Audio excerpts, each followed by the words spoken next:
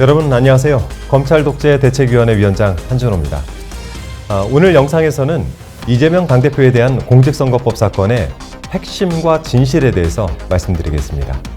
이재명 대표는 2021년 대선 과정에서 허위 사실을 공표했다라고 하면서 기소돼 현재 재판을 받고 있습니다. 고 김문기 처장에 관한 발언이 그 이유였습니다. 하지만 이 사건이 정말 공직선거법 위반이라고 할 수 있을까요? 이재명 대표는 방송 인터뷰에서 김문기 처장은 개인적으로 시장 재직 때 좀 아셨습니까? 라는 질문을 받았고 시장 재직 때는 몰랐고요. 제가 이분을 알게 된 것은 제가 도지사가 된 다음에 도지사가 돼서 재판을 받을 때 이 사람의 존재를 알게 됐고 전화도 꽤 많이 했고 제가 계속 물어봐야 하니까요 라고 답을 했습니다.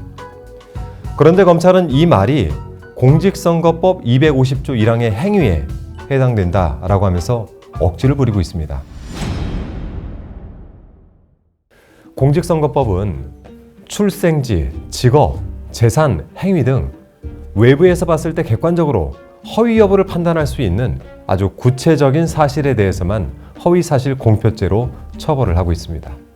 즉, 이재명 대표의 발언을 허위사실 공표죄로 처벌하려면 행위에 대한 사실, 발언이어야 합니다. 예를 한번 들어보겠습니다. 어떤 사람이 회사 동료에 대해서 아래와 같이 질문을 받았다라고 가정을 해보겠습니다. 자네 김대리 개인적으로 알아? 아니 몰라. 이 말이 회사 동료인 김대리랑 업무상 미팅을 했는데 안 했다거나 같이 출장을 갔는데 안 간 것처럼 거짓말을 했다라고 해석이 되십니까? 특히 법에서는 이런 유추적인 해석을 아주 엄격하게 제한을 하고 있습니다. 법이 귀에 걸면 귀걸이, 코에 걸면 코걸이가 되면 안 되기 때문이죠.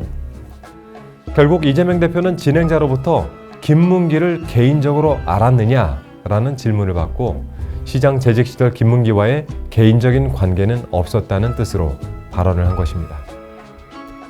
즉, 이 발언은 행위에 관한 것도 아니고 사실이 아닌 기억의 영역이기 때문에 허위사실 공표죄가 성립되지 않습니다. 지난 대선 직전 검찰의 수사가 집중되었다는 점에서 많은 이들이 의문을 가집니다. 왜 이재명 대표의 발언만 이런 식으로 확대 해석해서 기소를 하였을까? 반면 검찰은 김만배 전 기자와 개인적 친분이 없다는 취지의 윤석열 대통령 발언은 허위사실 공표죄로 기소하지 않았습니다.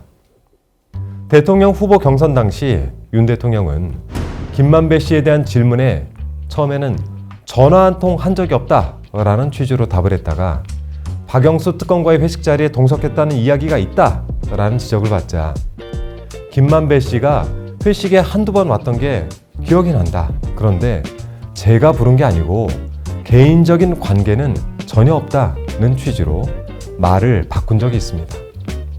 이에 대해서 검찰은 개인적 관계나 친분의 유무는 둘 사이 친밀도에 대한 스스로의 평가 내지는 의견 표현에 불과하다라고 하면서 고발 각하 사유를 밝혔습니다. 같은 날 검찰은 김문기 처장을 몰랐다는 이재명 대표의 발언은 허위사실 공표로 판단을 해서 기소했습니다. 전화통화 한 적 없다라는 주제의 윤 대통령의 발언이 오히려 구체적 사실에 관한 발언으로 보이는데 여기에 대해서는 조사 한번 하지 않았습니다. 정치적 목적 있는 표적 기소란 의혹이 제기되는 이유이기도 합니다. 같은 상황에서 다른 판단을 한 검찰의 이중잣대, 과연 공정한 것일까요?